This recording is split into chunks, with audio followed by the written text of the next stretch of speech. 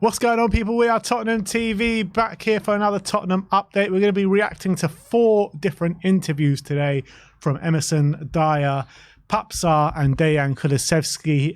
Thought there were some interesting comments in all of these interviews, to be fair, so it was only right to bring it straight to you. We'll start off with the Emerson interview, and he was talking on which Tottenham player acts the most Brazilian, and he said Bissouma. He's all Brazilian. He likes our stuff, everything we have, both good and bad. He likes to go out. He likes everything. He's different. But I wouldn't take him to Brazil because he'll get arrested there, and it would be all my fault. He would mess things up a lot. God, I don't know what to read into that. All right, fair enough. I guess less said the better on that. I think probably he does have that samba in him, though, doesn't he? Most definitely, we can definitely see that. You can see he's the vibe king at Tottenham, isn't he? Then he's talking about riling up the opposition, and he said there are a lot of cheeky guys in the Premier League. I myself am the worst on the field for that. I swear, if I played against myself, Royal against Royal, I would kill myself, beat myself up. I'm very annoying. And then he's talking about, then Richarlison commented saying, yeah, he is very cheeky. And then Emerson said, I played against him, Everton against Tottenham. He's the top cheeky. I cursed him I cursed him in Portuguese. So basically Emerson and Richarlison had some sort of rivalry going on at Spurs v Everton. That's quite funny. It sounds like Richarlison couldn't stand him when he was up against him. He does seem to be one of those players, Emerson, where like if you're up against him, he probably has something to say to you as well. Well, when he wins a tackle. It seems like a lot of our players like that, though, isn't it? Yeah, at the moment, yeah, for sure. Even Brennan Johnson's starting to like come up with these cheeky moments, isn't he? Yeah, exactly. Yeah, and which is hopefully shows him like growing in character and like feeling like more settled in the team. But these were the most interesting comments. He was talking about when he was being booed by the Spurs fans, and he said at the time it was tough because we lost the game against Arsenal. We were doing really well. We were playing really well, and we lost the game. We had lost a match. I was out for a few games and I came back from playing well, then we lost. Then man, it hit me hard. After the fans started booed me in the stadium, in our stadium, I would touch the ball and the guys would boo me. Obviously, I don't want that for myself. I take the ball on the field, playing the game, dribbling, trying to do things, but it's not an instant situation. Then time passed, the situation continued. I kept working hard, then I dropped to the bench, then I came back to play and I turned it around, and then all the fans, like from hate, turned to love. The fans, they love me a lot, and they even made me a little song. I'm not really sure what song he's talking about, but he's talking about basically from the fans' perception of him has turned from hate to love now. Yeah, and I think that's fair. I think first of all, fans have come more used to his personality and his infectious smile, and he's just always full of I think his smile's infectious, and I think he like spreads happiness amongst the dressing room. I think Ange said that himself, didn't he? That he's one of the guys in the dressing room that always helps his other teammates. And look, we said at the time, you know, when fans were doing that, it was completely unacceptable and uncalled for. And yes, even though if a player's not playing well, it doesn't mean you have to boo them as if like they're doing it on purpose, and that's not going to help the situation as well. We're called supporters, we're not haters, you know what I mean? You're supposed to be backing your own players, and I hated that situation, but I'm glad that, you know, he feels like it's turned around, because I believe it has. I think most fans do like him, maybe not so much as a player, but more as a person. I think fans appreciate him a lot more now, and I'm glad that situation was over, but it was completely unacceptable at the time. And that's also a good not lesson, but something to be wary of, like what fans do can affect players on the pitch. And also, like, I don't think maybe Spurs fans, like you probably just said, that love him because of the ability. I don't think he's right for what we're doing here. I don't think he fits the system. But what you know you're going to get with Emerson is someone that always tries their utmost best, 100%, if not more than that. And I think that's why fans have grown to love him, really. Eric Dier's interview, which was an interesting one. I've got quite a few snippets from that. The first one, he was talking about his 6 months with Ange Postecoglou, and it says, I absolutely loved working with Postecoglou for 6 months. I learned so much. If I were to be a manager for all the managers that I work with, I feel like my style would probably be most similar to Postecoglou's. It's just the feeling wasn't mutual in terms of playing. Yeah, I just think at the end of the day, maybe Dier when he was younger might have been a better fit, but a Dier in his 30s. He had all those injuries, didn't he? Back in, I think it turned a lot for him back in, I think it was 2019. He picked up a lot of those injuries. He lost something physically, and then he became a much slower player and a lot less mobile. And I think that's really hurt him when it comes to trying to play the way Postecoglou wants him to play. Because when he was younger, he used to play in midfield. You have a lot of energy. Centre back, he used to run around a lot and cover a lot of ground. And then I think since those injuries happened and then he got a bit older, he's just become not right for us. He also said about Ange Postecoglou, he believes after working with Ange that he's in the top 10 managers in world football right now. Wow, and that's very high praise. Worked with Jose, worked with Conte, worked with Pochettino.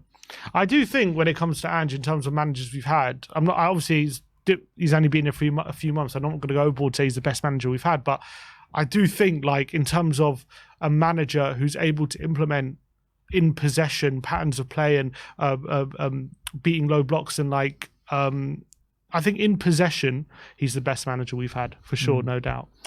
He's talking about Moussa Dembele and Jan Vertonghen as well, and he said, Jan and Moussa, I get emotional talking about these guys. They mean a lot to me, these people. I was so lucky that when I was at Tottenham, they were there. I was a young kid and suddenly I was making a lot of money and playing in the Premier League, playing for England, and Jan and Moussa guided me. They taught me accountability. They saw me acting up in some way and said, what are you doing? Of course, I did stupid things. Every 20-year-old, if they're starting to make loads of money, is going to do stupid things. I couldn't have asked for two better people to watch how they live their lives and how they spend their money. And that's great. And that's not things people talk about when it comes to Dembele and Vertonghen. Obviously, they were two marvellous players for Spurs, really great servants. And that's a lot of the stuff that people talk about when they think about Dembele and Vertonghen. But in terms of them being role models and leaders in that group, it's really nice to hear that that's the kind of influence we're having as well. And on Dele Alli, he said, obviously talking about the problems that Dele has been going through, and he says, I was aware of a lot of things. I didn't have the whole picture. The thing about Dele that upsets me the most is that I regret that I didn't do more.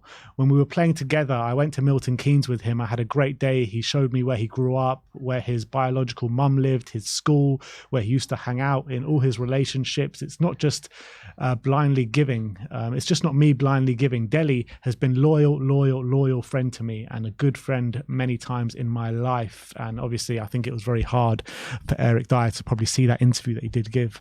Yeah, I'm sure, and because he probably wasn't aware of all those details. And even though it's also a bit of a lesson, as much as however good a friend you are to someone, how much you know someone, it's always possible there's a lot of things you don't know in their past. So I hope that, obviously, I'm sure they're still good friends, and I'm sure they're still in touch. Obviously, they're very great friends at Spurs, and really nice to hear that from Eric. Yeah, everyone spoke about all the way through Dier and Dele's they were always together, weren't they? And all the pictures, the bromance that they showed was obviously clear for everyone to see. But this is an interesting one. I'm not sure. A lot of people might be happy with it. A lot of people might not be happy with it. But he came under to strong defense of Daniel Levy, Eric Dier, and he said Daniel's a very strong businessman. He's an extremely difficult man to negotiate with, but he looks after the club. I just find it funny when I went to the Tottenham Hotspur Stadium and see Levy out, and I'm thinking, this guy over the last 10 years has built the best infrastructure in football, best training ground, best stadium, and a team during all of that have stayed relatively competitive, reaching the Champions League final in 2019. You look at some other clubs struggling now with financial fair play is becoming a big thing. That's where I have a lot of respect for Daniel. Look at Arsenal. When they built their new stadium, you saw the decline of the team. There were financial constraints as they built, and only now they're finally coming back. You never hear Tottenham in any of these FFP conversations. It's baffling to me that a Tottenham fan could ever be upset with someone who looks after the club in that way. I mean, he's right in terms of, and also Dier saw that firsthand, because obviously he joined in 2014, and then the club he left in 2024 was a completely different club to the one he joined. So obviously he saw that for himself, how the club changed. And no one complains about the infrastructure of the club, how the business side of the club. Sorry? On the contrary, people Yeah, exactly. Yeah, exactly. Even Levy out people. That's not what people complain about. And it's interesting to hear him say that. And then I think Lloris a few weeks ago was saying how, we had a great team under Poch, and we just needed those 2-3 players, to really make us competitive, and we just couldn't do it. I don't know if that was a shot at Levy or not, but that's the words that Lloris said. So I think that must have been the feeling in the dressing room. So Dier must have also known that. obviously, Levy was, I wouldn't say loyal to Dier, but obviously he gave him new contracts, and Dier was at Spurs for a very long time, so he must have got to know Daniel, fairly well over that kind of period. I think he's right in what he says, but I also think he should. I think it's a lot of the time. It's from that period under when we had Pochettino and we didn't kind of invest, and then we kind of were all over the place on the footballing front. We were jumping from manager to manager, having no kind of philosophy. I think Dier should have seen at that point that the hierarchy had a lot of culpability to the stagnation and the haphazardness of the footballing decisions, and that leads right from the top. Obviously that's all changing now, and that's all very hopefully changing now. It looks like it is, and it's all very positive. And I'm not in a place right now where I'm going hard against the board, apart from obviously things like raising the season ticket prices and stuff like that. So I think if you're a footballer playing for Tottenham Hotspur, you are going to be relatively happy with the ownership and what they're seeing from the club. But if you're a fan, I think he's got to acknowledge there are things, to be unhappy about, but he's right. He does deserve respect for how we are in terms of financially on the FFP front. The fact that we are not in trouble and we can spend money, all that kind of stuff, is definitely down to Daniel Levy. But also the fact that we have no trophy in 20 years or in 16 years is also down to Daniel Levy. I also don't really like the fact that he compares it to the situation at Arsenal. Like we're talking about when Arsenal moved to the stadium, they had a massive decline. I mean, when we moved from the stadium, we had a massive decline as well. I mean, since moving out from our stadium, or since moving into our new stadium, we've qualified for Champions League once. Yeah, and Arsenal didn't have that much. I mean, they declined in terms of they were in a title race and they fell out, but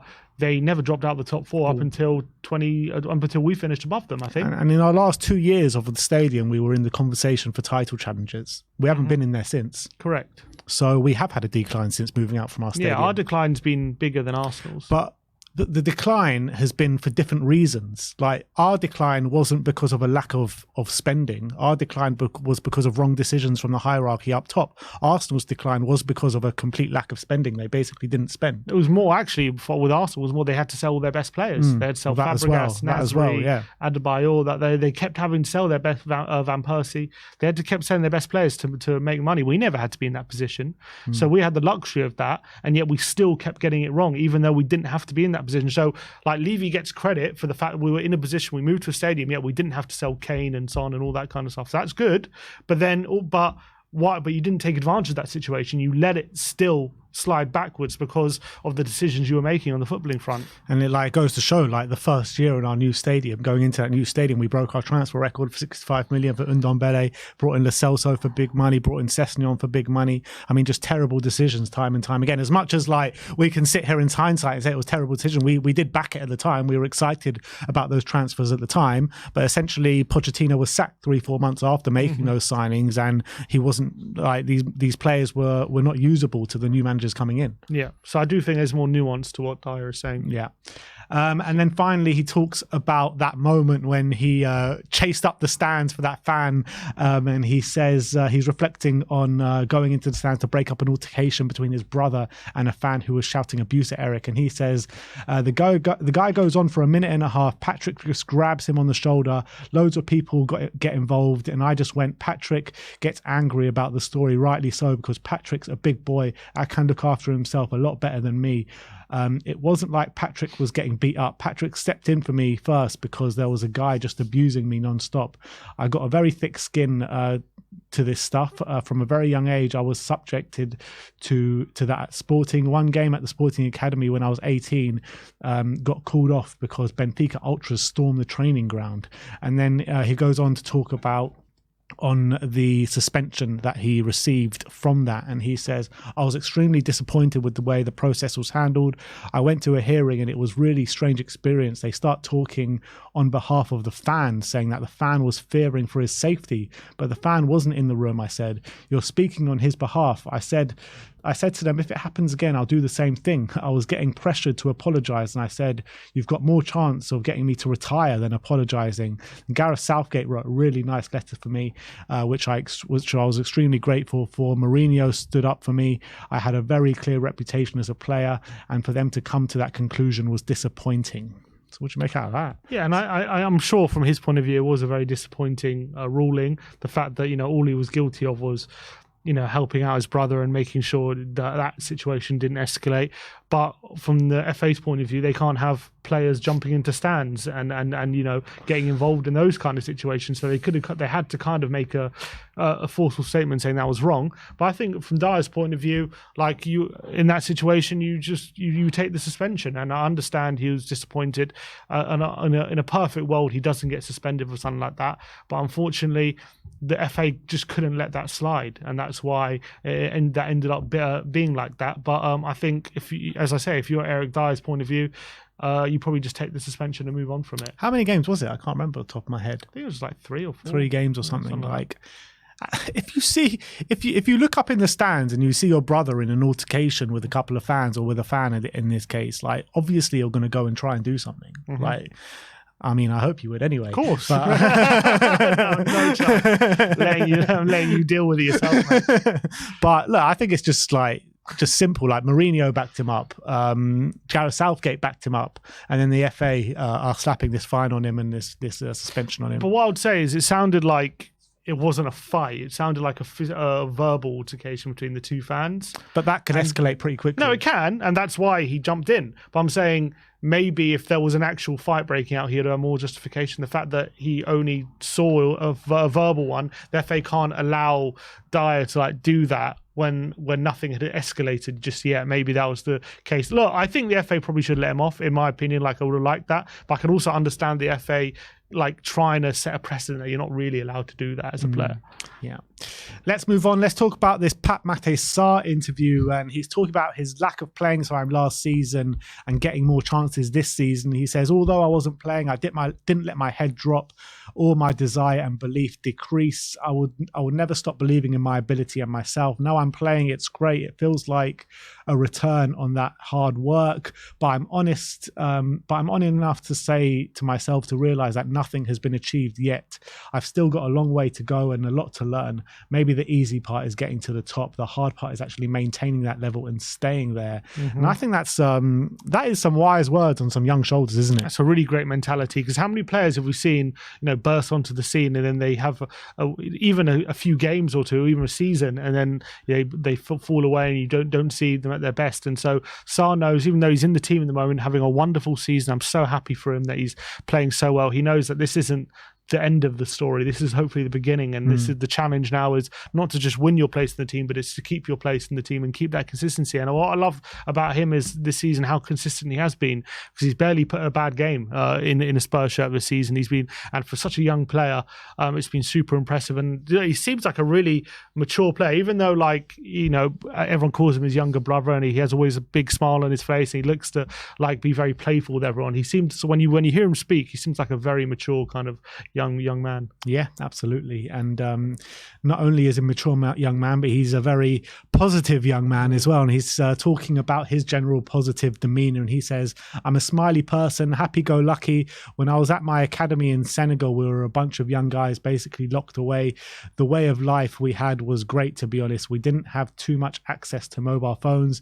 We had lots of laughs together. We had to entertain ourselves, joking around. I tried to keep that going because I think to be smiling and full of joy in everyday life is important. And I think you could definitely see that in all the videos through the Spurs social media, can't you? Yeah, and it shows, even though he's a young guy, if he would have grown up in London, he would have grown up with smartphones, all that kind of stuff, and he probably wouldn't have been the person he is today. So maybe that upbringing has made him that person he is today, which he says. And I think that's also a very important lesson to learn from that kind of situation, because you just see a lot of young people these days, they don't know how to enjoy the moment and enjoy being with friends and stuff. They're always glued to their phone and they can't have conversations. And Sarr's showing, I grew up without phones and all that kind of stuff, or not much access, and that's made me the character I am. And he's such an infectious person to be around, and everyone wants to be around him and talk to him and have fun with him, and that's because of his upbringing. Exactly. You heard that, kids? Leave those phones alone. Exactly. Pape Matar Sarr talking about the Champions League game at AC Milan last season, which obviously his first big break in the Champions League in his career. And he says, there are moments I'll remember forever. Playing in big games like that is a dream come true. What you aim for as a youngster, irrespective of results, which didn't go our way, it was still a fantastic experience. And I remember being there in the San Siro, talking to you, talking to everyone, and just how well he actually played, coming up against Sandro Tonali in the middle of the park. Can't remember who his partner was on the day, but it was also a big player for Milan. And him and Ollie Skip pretty much just ran the show that day, didn't they? Yeah, and he was the standout. I remember, I think in our player ratings, we gave him a 9 out of 10 the day after the game. He was all anyone could talk about after the game. He was absolutely brilliant. The only shame was he never really got a look in after that, which was a massive surprise, but he was marvellous. And look, it seems as though that game was a sign of things to come, and now we're really bearing the fruit of giving Sarr proper game time, consistent game time, and look what he's showing. So he's a marvellous young player, and I'm so happy that we were able to get him at such a so early and at such a decent price as well, because it looks like it's going to be hopefully one of the bargains of the decade. Yeah, I mean, we're looking at that performance in Milan, and we're seeing these performances on a consistent basis now, that level of performance, which is great to see. And finally, from Pape, he's talking about Yaya Toure, and he says Toure was a top player, one of the best. I'm not saying I'm Yaya Toure, far from it, but there are facets in his game that I do try and copy and take for my own. He's a real role model for every young player in Africa, one of the people responsible for making us love the game so much, and just makes you think what a big thing it was to have Yaya Toure for him in the academy at that time. And he must have, spoken to him about football and about ways that he could improve his game time after time. Can you see any facets of Yaya Toure in his game? Yeah, a few. I don't think he has the goal scoring ability just yet of him, although hopefully it's coming. But his ability to just drive into that space that Toure used to have, it was unbelievable. But you got to remember, Toure, was a phenomenal player. He wasn't as good as Sarr when he was 21. I think he was playing in Sweden or something. I can't remember. He was I think he joined Barca when he was mid-20s. He was a late bloomer, Yaya. He was a late bloomer. So, Sarr, hopefully by the time, he's in his mid-20s, what a player is he going to be? It's scary to think about if he's this good at 21. Absolutely. And with that mentality that he does have, the first quote that we spoke about, you would think he'd got a lot of longevity in this game. But let's finish off talking about this Decky interview to the Players Tribune, a letter to the fans it was called, and there's quite a few quotes that we'll go through. First one is, playing for this club is like being part of a family. Going into training, you love everybody. I'm going to become a father soon, and many of my teammates just got a kid, so we talk a lot about parenthood. I already know that the day I leave Spurs, the part I'll miss the most is the dressing room. I think a lot about our family atmosphere is down to Ange. Ange is brave, and he makes you brave. He doesn't say a lot, but when he speaks, you can listen to for hours. You can tell that he's been through a lot, and he often talks about what he's learned from his father.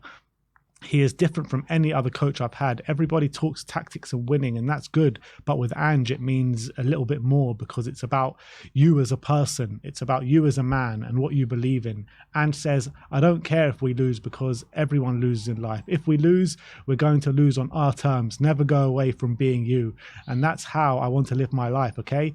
We're going to face the best, and we're going to do it our way. We're going to play like we did all our lives. Even just reading that, I'm getting goosebumps just trying to think of Ange saying these kind of things. 100%, and that's why what makes Ange such an effective motivator and such a great manager, and that's why he's been so successful, because of the character that he is. And it's interesting that he says that Ange told him, if we're going to lose on our terms, like we're going to do things our way, because that's exactly what Kulusevski said when he was 10 years old in that video interview. He said, if I'm going to be successful, I'm going to be successful, and I'm going to be successful my way. And it's really interesting that how their mentality seems to be very much in line with each other. And if you look at the squad now, you can just see it's there for all to see. It's how close everyone is, how together everyone is. Everyone's at similar age, in terms of it's a very young squad, and they're maybe going through a similar stage in life together. But the characters of the squad is the most important thing, and I think Ange has really harnessed that and made the character one of our biggest strengths as well. And Kulusevski's really bought into that. And then he went on to say, let me be clear, we want to win. We are fighting so hard to give you the trophies you deserve. We train for you, we eat for you, we sleep for you. We know that the club changes lives. It's a huge deal to me when I see people wearing my shirt because that means we connect on some level. And I still find it incredible that I can simply score a goal and send 60,000 people home happy. But we are also a young team with many new players. We're not going to win every game. And actually, Ange never speaks about trophies. He says, yes, we'll get there. But first of all, we have to become us. We have to find ourselves. And another really important message. I mean, Kulusevski knows how to talk, doesn't he? Damn right. He should be a motivational speaker when he's finished his career. But and again, that last point, that's exactly what we've been seeing this season. When people complain, like which I think he goes into, which we'll talk into a bit later in the quotes. But when people complain about, we're naive. We should adjust. We should do this. We should do that. We shouldn't play this way because we're too open and that kind of stuff. That's all part of the process of finding what kind of team you are and finding your team identity, and that's exactly what Andrew's going to do. And you're never going to find that identity unless you stick to a certain plan and just see it through. If you'll just keep chopping and changing because 1 week it worked and 1 week it didn't work and then you have to change it, then all of a sudden that's when you get a muddled sense of identity, which is exactly what Man United have right now. It's exactly what a few other we did have, and it's what we did 100% what we did have under Conte and Mourinho. A very muddled sense of who you are. You don't know what kind of team you are, and Ange is kind of getting a philosophy. Look, we're going to get to a stage where I'm demanding more from you, but right now it's all about finding who we are, and that's exactly what we're trying to do. And that's exactly what a beginning of a process should look like. And I'm looking at fans from over the Premier League trying to compare us to Arsenal, trying to compare us to Liverpool, Man City, all these kind of things, when we're literally just at the start of what we're trying to do. They're like kind of well into what they want to do, so we have no right to be challenging these teams right now. And the fact that we in challenging top four or looking good for top four and we're going through this process is a testament to how well Ange has done. Yeah, very impressive.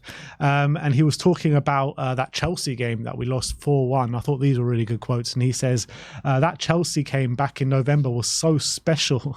I can't get it right. He's losing a 4-1 defeat against Chelsea at home being special, but then again he says maybe it's weird to talk about a game that we lost, especially when we just beat Villa away, but that Chelsea game said so much about what we're trying to do. When it was half time and 1-1, Ange was very calm. Romero had been sent off, but he didn't tell us to sit back and defend. He just says, we know who we are. Then Destiny got a red card and things got very difficult. I know that a lot of people thought we were crazy for playing such a high line with 9 men. We were naive, we were Spursy. But you know what I remember from that game? I remember the moments near the end where we almost made it 2-2. I remember Vicario saving shots with an energy that was bigger than the entire stadium. I remember that we kept attacking, and not just because Ange just told us to attack, because that when Destiny got sent off, we had no way of talking to all of us. No, we kept attacking because we felt that it was the right thing to do. Ange was proud of that, and we never stopped being us. But my favourite moment was after the game when we had lost 4-1. We went over to the fans. You didn't boo us. You didn't whistle us. You applauded us. You understood what it meant. Yes, we had lost the game, but we had won in life. And you know what? Wow, gives a tear to my eye. Yeah, I mean, I've literally got shivers here. But I remember so clearly that day and how proud all of us were after that game. Yeah, we might have conceded 2 goals in stoppage time, but it was irrelevant at that point. The way I've never seen a team ever play like that when they're down to 9 men, ever. When you saw what Liverpool did when they had 9 men coming to the Tottenham Hotspur Stadium, what did? They stuck every man behind the ball and tried to make it as difficult as they could. And they had no chance of scoring. They had no chance of going to win the game. What happened in the end? Yes, it was the same result. We scored a goal in the last minute. Chelsea scored goals in the last minute. But Eric Dier scores that goal that nearly made it 2-2. We had a couple of chances as well. And I don't ever remember ever coming away from a game, particularly against such big rivals as Chelsea, losing so heavily and being so happy and so proud of the team. Yeah, and that's first of all why it's so important to give the fans something to believe in when they're watching, even when they're down to 9 men and they've lost players, and you're losing a game potentially 4-1 in a London derby. You still give your fans something to believe in. And what I loved about that quote at the end is how he acknowledged that at the end of the game, how important that was, that the fans, even after watching their team lose 4-1 at home to Chelsea, were still applauding the team and were on board with what they were seeing, and how important that was to him and the team in terms of believing that this is the right thing to do and the right way forward, and that's what's created this culture. I remember a lot of fans at the time were praising the team for that kind of that way of playing, and there are a lot of rival fans saying, why are you praising them? They lost 4-1, it was stupid to do that and all that kind of stuff. It's because of that. It's because that is what it gave us. It gave us a sense of togetherness. It gave us that connection with the players and the fans, and it gave the appreciation of the players of how the fans were feeling after the game. And that's why it was so important after the game for the fans to show their appreciation for what they did, because it gave the players even more that sense of belief that we are on the right track. And now we're here where we are now, probably going towards the top 4 because of moments like that. And it's just such a massive shame, which we'll never know what could have been after that game, because we all know what happened with the run. Madison was injured, Van de Ven was injured, suspensions to Romero and Udogie. But we would never have known what would have been if this team stayed together after that moment, because I would have thought, even after a 4-1 loss, with the moments he speaks about, I'm sure he's not the only one that was feeling that way. I'm sure the whole squad were. Just imagine what kind of motivation we could have kicked on with after that 4-1 defeat. Yeah, but unfortunately, which is mad saying that. Circumstances went against us. What happens in football, and then obviously we went on a run of 4 defeats, and that. But it wasn't because we weren't playing well. It's just that's what happens sometimes in football, and that is what happened. But again, we came away from that. Even though we lost, we went on a run. We went on that run, but no one stopped believing in the team. No one turned on the team, even when we were losing all those games. And again, it's because of the way we were playing. It's because what Ange has instilled in this team, and that's what's given me so much belief that they were on the right path. And it's so great to hear Kulusevski having that same feeling. I've always thought over the course of the season something special is brewing at Tottenham. But after reading those Kulusevski quotes, and there's many more where those came from. By the way, go check out the interview. It's all over social media. It's with the Players Tribune. Fascinating. I think we've tweeted it out. So go check out. It's on our Twitter, or X, I should call it now. But I was saying that I always thought we were onto something special, but after reading that, I'm convinced we're onto something special now. Absolutely. But that is your Tottenham update, reacting to those 4 interviews. Let me know your thoughts on them in the comment section below. But thank you everyone for joining us today. Like, subscribe and comment. And as always, come on you Spurs.